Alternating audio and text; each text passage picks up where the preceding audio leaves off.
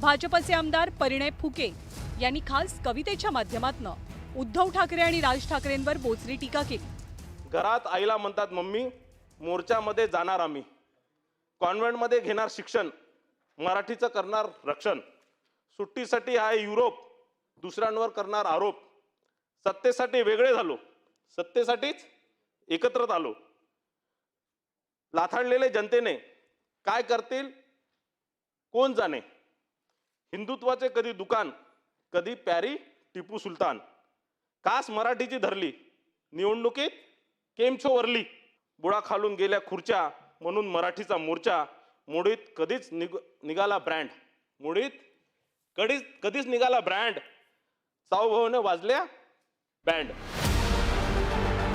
मराठीच्या नावानं गळे काढणाऱ्या ठाकरेंच्या आजूबाजूची परिस्थिती काय आहे असा सवाल विचारत प्रताप सरनाईकांनी सणसणीत टोला हाणलाय।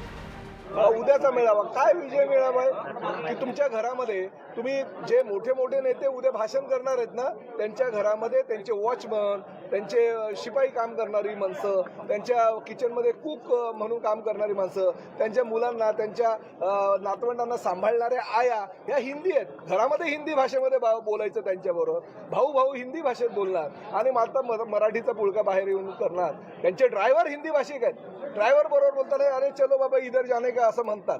तेव्हा काही तुम्हाला मराठी आठवत नाही का? मराठीचा पुळका आणि मराठीचा ठेका काय यांनीच घेतलेला आहे? ठाकरे बंधू हे वेगळ्या कारणास्तव एकत्र येतात, त्यांची कुठे युती झाल्याची चर्चा नाहीये।